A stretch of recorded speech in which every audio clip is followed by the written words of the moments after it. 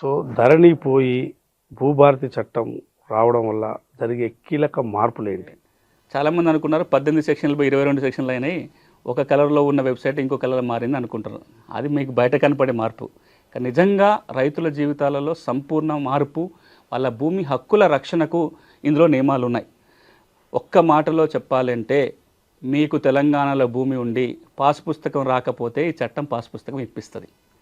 మీకు తెలంగాణలో భూమి ఉండి పాస్ పుస్తకం ఉంది కానీ తప్పులు ఉన్నాయంటే ఈ చట్టం మీ పుస్తకంలో ఉన్న తప్పుల్ని సవరించడానికి అవకాశం కల్పిస్తుంది. మీ తప్పుల సవరణకు మీ పుస్తకం తెచ్చుకోవడానికి కోర్టుల చుట్టూ తిరగకుండా రెవెన్యూ యంత్రాంగమే ఆ పని చేసే అవకాశం ఈ చట్టం కల్పిస్తుంది.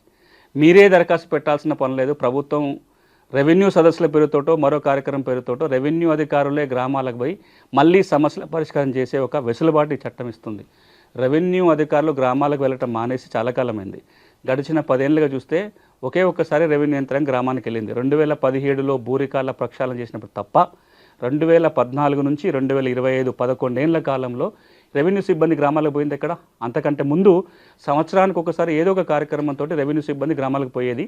ఈ చట్టం ద్వారా రెవెన్యూ అధికారులు గ్రామాలకు పోతారు, పరిష్కారం చేస్తారు. అన్నిటికంటే కీలకం, ఒకప్పుడు అంటే ఈ చట్టాలు గోలా కాగితాలు లేనప్పుడు 100 ఏళ్ళు వెనక్కో 150 ఏళ్ళు వెనక్కి పోతే మీకు భూమి ఉందా, దున్నుకున్నారా, సంతోషం, మీ భూమి ఎడిగిపోతే మీరే యజమాని.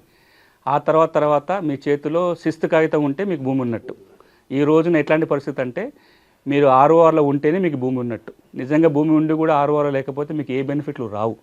భూభారతి చట్టం ఏమంటుందంటే, తెలంగాణలో భూమి ఉన్న వాళ్ళ ప్రతి వ్యక్తి పేరు రికార్డులో వస్తుంది, రికార్డులో ఉన్న వాళ్ళందరికీ పాస్బుక్ వస్తుంది. మీ భూములకి భద్రత కల్పించే ఏర్పాటు భూభారతి ద్వారా జరిగింది.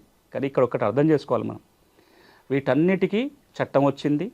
చట్టం అమలు చేయడం కోసం యంత్రాంగాన్ని సంసిద్ధత చేస్తుంది ప్రభుత్వం. చట్టాన్ని ప్రజలకు తెలియజెప్పే ప్రయత్నం కూడా చేస్తుంది. అది ఇంకా చాలా కీలకమైన అంశం. చట్టాన్ని ప్రజలకు చెప్పాలని కూడా చట్టంలో రాసిపెట్టాం. ఎందుకంటే చట్టం ప్రజలకు తెలియకపోతే వాడుకోకపోతే ఇబ్బంది అవుతుంది. ఇప్పుడు జరగాల్సిన ప్రక్రియ ఏంటంటే, ఈ చట్టాన్ని రెవెన్యూ యంత్రాంగం పకడ్బందీగా అమలు చేయటం ఒక పక్కన, రైతులు దీన్ని వాడుకోవటం మొదలు పెట్టాలి. ఇప్పుడు నా పొలం దూరం నుంచి ఒక కాలువ పోతుంది, నీళ్ళ కాలువ పోతుంది. ఆ కాలువలో నీళ్ళు నా పొలానికి రావాలంటే నేను ఒక పైప్ అన్న వేసుకోవాలి, నా పొలం కాలువ దూవుకోవాలి. ఆ నీళ్ళు ఆటోమేటిక్గా నా పొలానికి రావు. భూభారతి చట్టం కూడా చట్టం వచ్చింది, ప్రభుత్వం కృషి చేస్తుంది, మంచి నియమాలు దీంట్లో ఉన్నాయి.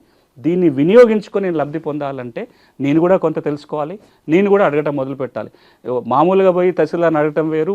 ఇప్పుడు మనం మాట్లాడిన అంశాలను కనుక చెప్పి పలానా సెక్షన్ ప్రకారం నాకు ఈ సమస్య తీర్చాలని అడిగితే కనుక ఫలితాలు వస్తాయి. సో నేను తెలంగాణ రైతాంగానికి విజ్ఞప్తి ఏంటంటే, ఓ చట్టం వచ్చింది, ఓ మంచి చట్టం వచ్చింది, దీన్ని వినియోగించుకొని హక్కుల చిక్కుల నుంచి బయటపడే ప్రయత్నం చేయాలి.